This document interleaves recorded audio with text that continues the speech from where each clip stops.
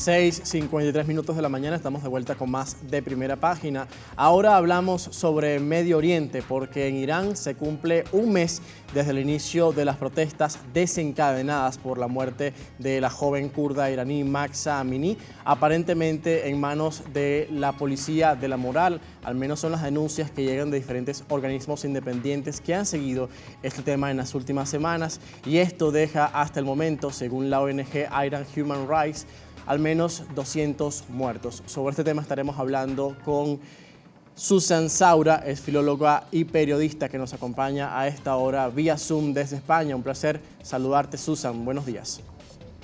Buenos días, el placer es mío, desde España. Susan, ¿cuál es el balance que hasta el momento se reporta en torno a estas protestas en Irán? Más de 30 ciudades se sumaron al descontento por la muerte de Mahsa Amini, y también se abre un debate en torno al uso del velo, que fue la razón aparente por el fallecimiento de la joven kurda iraní que estaba de visita en Teherán. Pues efectivamente son muchas las ciudades, las personas que se han sumado a estas protestas. Esto nos recuerda un poco el escenario de esas primaveras, esas revueltas árabes, ¿no?, con Bouazizi en Túnez, quien incendió, quien prendió esa llama y despertó, hizo el despertar del pueblo árabe. Y ahora está pasando el mismo escenario similar con Irán, con el pueblo persa. Es verdad que genera mucha controversia el hecho del uso del hijab, porque partiendo de que si nos basamos en la religión, en el Islam verdadero, o sea, en las suras del Corán, hay una sura, Sura Nur, el capítulo de la luz, en el que sí que menciona el uso del hijab en cuanto porque hijab en sí, en árabe, significa como lo que cubre, ¿no? Ya puede ser desde una cortina hasta un velo que se pone en la cabeza o en el escote. Y en esta sura, en este capítulo que estoy mencionando del Corán, sí que dice que tanto hombres como mujeres deben cubrirse o vestir de cierta manera, un tanto pudorosa, ¿no?, para tener ese recato, y no llamar la atención hacia los demás. Y cuando menciona a la mujer, sí que se refiere en cuanto al hijab que cubre el escote, los encantos, ese velo que cae, ¿no? Ahí ya está la interpretación, porque también tenemos que destacar algo muy importante en el Islam, y es el libre albedrío. El libre albedrío que no se conoce, es un desconocido, porque todo el mundo le dice esa palabra Islam o musulmán y lo asocia con prohibición, con sumisión, con represión, pero en absoluto es eso. Eso es lo que hace, este tipo de sentimientos genera las sociedades. Las sociedades árabes o persa en este caso, ¿no?, hablando de Irán. Entonces se mezcla mucho esa cultura con la religión. También es verdad que los gobiernos o las culturas machistas, sociedades machistas o la persona machista, porque hay que recalcar que no todos los hombres son machistas, sí que usan como herramienta la religión para meter miedo. La usan como herramienta en cuanto a, pues, por ejemplo, contra la mujer, pues que no debe salir de casa, que a lo mejor no debe formarse, que debe cubrirse entera, pero realmente no es así. En el Corán habla de los derechos humanos, tanto hombre como mujer, en equidad, en igualdad, y para nada dice eso. Al revés, tienes que culturizarte, tienes que sociabilizar, tienes que ser alguien de provecho para los demás, ¿no? Y en cuanto a cubrirse, pues ahí está el libre albedrío, la interpretación de la sura que os acabo de mencionar, el capítulo del Corán que os acabo de mencionar. Hay gente que sí que quiere cubrirse la cabeza, el velo, hay mujeres que sí que quieren, hay quienes no, consideran que a lo mejor el taparse los encantos, el escote o las piernas o lo que pueda llamar la atención, lo que resulte atractivo, ya es suficiente. Entonces ya depende de esa interpretación. Y también muy importante, en el Islam no hay coacción, lo dice en el Corán, no hay coacción en la religión. Es decir, esto que están haciendo estas sociedades, por ejemplo en el mundo árabe podemos extrapolarlo a Arabia Saudí, es lo mismo que en Irán, esa represión, esa obligación de la mujer a taparse cuando no debería ser así. No deben obligar a nada, a nadie. Claro. Y el hecho de que Pero hay ciertas aperturas también en otras naciones del mundo árabe. Irán, porque es un país persa, esto pudiera decirse que también hay una cierta interpretación distinta a lo que vemos en el mundo sunita, que representa la mayoría de los países árabes en el Medio Oriente, a diferencia de Irán, que representa esa minoría chiita. Vamos a hablar de eso. Susan, te pido que nos acompañes y te quedes con nosotros en la próxima parte, luego de esta pausa comercial, para profundizar sobre este tema que marca un punto de inflexión para la nación persa, sobre todo para la sociedad iraní. Vamos a continuar conversando con Susan Saura, es filóloga y periodista que está conectada a esta hora desde España. Hacemos la pausa y a la vuelta más de Primera Página.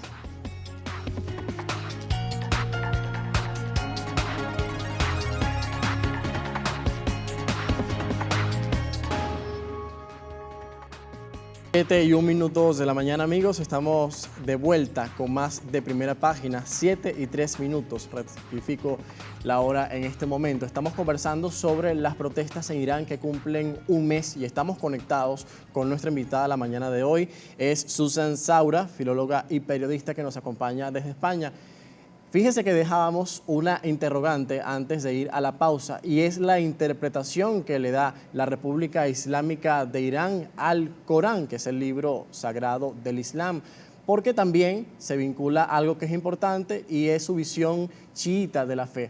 Entonces, como usted nos decía, el Corán no establece que las mujeres deban llevar el hijab, pero entonces, ¿cómo lo establece Irán en ese caso y su interpretación que le da al mundo musulmán? Sí, pues efectivamente, a ver, el Corán, como decía antes, en verdad hay un libre albedrío en cuanto a esa interpretación. El uso del hijab, mucha gente te dirá que sí, que es obligatorio el uso del hijab en el mundo suní o chií, pero es por lo que decía antes, la interpretación. Hay gente que te dirá, pues mira, yo no lo veo claro porque sí que dice que cubras con un velo tu escote o tus encantos, pero no veo claro ese hecho de hijab, de velo que cubra desde la cabeza. Hay varias interpretaciones, al igual que pasa en Irán, pero es verdad que estamos hablando de un régimen totalitario, un régimen represivo. El régimen de los ayatolás ya sabemos que es un régimen muy represivo. Para nada tiene que ver con el Islam al que ellos quieren representar o se hacen creer que representan el Islam, ¿no? Un régimen islámico, esa es la pena, que lo acuñan, ¿no? Le apellidan con ese islámico que luego la gente, sobre todo en Occidente, asocia a lo que ellos hacen, pero que para nada es Islam. Es verdad que el Corán es el mismo, pero varía, ¿no? Las interpretaciones. Y en el mundo chií sí que difieren muchas cosas del mundo suní, en cuanto a la práctica, la creencia del último profeta, en cuanto a formas de llevar la religión en general. Ellos, por ejemplo, tienen una festividad en la que se hacen daño, ¿no?, a sí mismos, ¿no? Se pegan como para limpiar, expiar los pecados, cosa que no está permitido en el Islam. No puedes hacerte daño, no sirve de nada. Entonces, no puedes hacerte daño ni a ti mismo, ni a nadie, ni al prójimo. Ahí ya entramos en otro tema en cuanto al terrorismo, ¿no? Cuando hablan de terrorismo islámico, mal llamado terrorismo islámico, porque como vemos el Islam para nada llama a eso. Llama a la paz como todas las religiones, judaísmo, cristianismo e Islam. Pero volviendo a esto, pues sabemos que el régimen de los ayatolás, ¿no?, el régimen islámico de Irán, pues se caracteriza por ese totalitarismo, por esa autoridad, ¿no?, esa represión que llevan, pero llevan a cabo en toda la sociedad. En este caso le ha tocado a las mujeres, pero también le ha tocado a los hombres en otras ocasiones, cualquier persona, según esa autoridad, esa policía de la moral. Que en este caso es verdad que se centra mucho en las mujeres, pero ya volvemos al machismo que mencioné antes. Ese machismo personal, cultural, gubernamental de este régimen, es un machismo al margen de la religión. Entonces, ahora lo están, bueno, desde hace muchos años, décadas, lo están pagando las mujeres y es legítimo, ¿no?, que se levanten en protesta para las que no lo quieran llevar o las que sí desean llevarlo, ¿no?, pero por manera totalmente voluntaria, porque quieran, pero las que son reprimidas, pues por supuesto. Esto también se extrapola, valga la redundancia, a Occidente. Me gustaría hacer una pequeña mención, porque también es verdad que nos centramos mucho en estos regímenes árabes o persa en este caso, que por supuesto usa la fuerza, cuando, ya he dicho antes, en el Islam está prohibido usar la fuerza, la coacción, el obligar a alguien, o sea, es totalmente pecado, que es lo que ellos se supone que quieren evitar. Pero también es verdad que en Occidente llama la atención, en Occidente como Francia, países como Francia o incluso en la India, por ejemplo, como al revés, las mujeres musulmanas que quieren llevar el hijab cubriendo, como lo conocemos, como el velo, ¿no?, cubriendo el pelo, el cabello, la cabeza, se levantan también en protestas porque no les dejan esos gobiernos. Entonces también estamos hablando de otro tipo de coacción, ¿no? El hecho de que no te dejen vestir libremente como tú quieres. Y llama poderosamente la atención como un país como Francia, que goza de esa libertad y presume de tener esa libertad, no deja en este caso a la mujer vestir como quiera. ¿Por qué? Porque a lo mejor se asocia con la represión, pero tú tienes que preguntar a la persona, ¿no?, si realmente lo lleva porque la han obligado o porque ella quiera. Claro. Es como una persona que quiere llevar el pelo rosa, quiere ir en top por la calle o quiere ir cubierta porque se siente más segura, más cómoda, como las monjas. Las monjas, por ejemplo, van cubiertas enteras, ¿no? Es como un símbolo de pureza ante Dios. Muchas musulmanas creen igual. El cristianismo, el islam, es la misma base, ¿no? El judaísmo es la misma base, al fin y al cabo. Ahora bien, Susan, ya que explicamos parte de los elementos que están alrededor de la razón de las protestas tras la muerte de Mahsa Amini en Irán hace más de un mes, ¿por qué continúa el descontento? ¿Estas manifestaciones crees que son un punto de no retorno dentro de la nación islámica? Estas manifestaciones por pena se van a quedar en una anécdota, o bueno, más que una anécdota, pero no va a ir a más. Es decir, que parece que pueden conseguir lo que ellas merecen, lo que ellas deben tener, esa libertad de vestimenta, esa libertad de pensamiento, de elección, la manera de vivir, ¿no? Pero yo sé que a la larga esto se va a quedar en una revuelta que hubo en ese país de Irán, pero por pena, mientras sigan al poder, frente al poder, los ayatolás, pues, como se les llama, pues esto no va a ir más allá de lo que ellas de verdad quieren y merecen. ¿Cómo evalúas la respuesta de la comunidad internacional? Tanto Estados Unidos como la Unión Europea han lanzado sanciones para las autoridades iraníes. ¿Crees que esto vaya a tener una vinculación en el corto plazo? No, me parece muy bien lo de las sanciones, pero sinceramente no. No, porque ya lo llevan haciendo años, décadas, con otros regímenes totalitarios y al final se quedan en papel mojado. Este tipo de sanciones es como una llamada de atención, un mira, aquí está la comunidad internacional que para algo está, pero a la hora de la verdad, sinceramente, es una herramienta que no se usa entre comillas, pero no da ese beneficio, no da ese resultado que debería dar. Entonces se va a quedar en nada. A la larga, a corto plazo, a largo plazo, sobre todo se va a quedar en nada. Mientras sigan estos gobiernos al poder, se va a quedar en nada.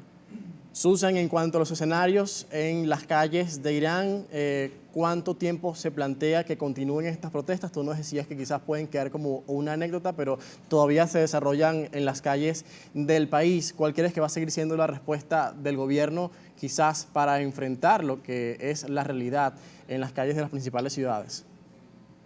El gobierno va a seguir reprimiendo y va a seguir usando la fuerza como método de represión por pena. Y esto se puede alargar un mes más, incluso dos, como mucho.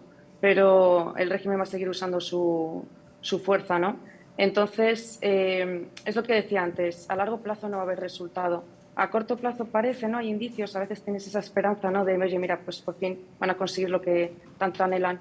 Pero no, esto puede durar un par de meses más o tres y ya tenemos ese mismo escenario, como dije antes, ¿no? Con las revueltas árabes y demás países que parecen que se habían liberado de sus regímenes, pero al final han impuesto otros incluso peores. Entonces, al final esto no va a tener ese resultado. Suena mal, es una pena decirlo, porque es verdad que esa ilusión se apodera de uno, ¿no? Esas ganas de, oye, mira, pues lo van a conseguir. Como en Occidente se solidarizan con esta causa muchas mujeres feministas selectivas, que en este caso se solidarizan, pero se va a quedar en eso. Más que anécdota, anécdota es una palabra que se queda muy pequeña, por supuesto, es mucho lo que han hecho estas mujeres, es un valor incalculable el que tienen, el saber que se enfrentan a la muerte por simplemente pedir su derecho legítimo, su legítimo derecho islámico además, ¿no? El hecho de elegir. Lo importante en el Islam es ser buena persona, la creencia en un único Dios, el hacer el bien a uno mismo y a los demás. Es decir, estas cosas ya va de más, ¿no? Cuando se centran en la vestimenta, en esa restricción tan fuerte. Entonces, pues bueno, estas mujeres van a hacer historia, por supuesto van a hacer historia, pero se va a quedar en eso por pena. Y en eso que planteas, ¿quieres decir también que estamos muy lejos de ver quizás reformas en este gobierno conservador encabezado por Ebrahim Raisi, que quizás puede diferenciarse de lo que hacía antes Hassan Rouhani, que encabezaba el gobierno iraní? ¿Estaríamos lejos de un replanteamiento en las medidas de este tipo en este momento en el seno del gobierno iraní? Sí, estamos lejos. No te digo que no sea posible, pero sería décadas más adelante. O sea, yo creo que nosotros no lo veremos. Sinceramente, no lo creo. Tienen mucho poder y poder externo, además, no solamente el interno. Entonces, por ahora no vamos a ser testigos de ese escenario tan deseado. Bien, Susan, te agradezco muchísimo por acompañarnos en esta oportunidad acá en Primera Página. Estamos siguiendo de cerca lo que ocurre en Irán con los diferentes reportes y denuncias también que reseña la prensa internacional. Gracias por acompañarnos. A vosotros, muchas gracias. Con nosotros Susan Saura, filóloga y periodista a esta hora con nosotros desde España, analizando este primer mes de protestas que se ha cumplido en la República Islámica de Irán. Con esto hacemos una pausa cuando son las 7:12 de la mañana, a la vuelta más del primer punto informativo de la televisión venezolana.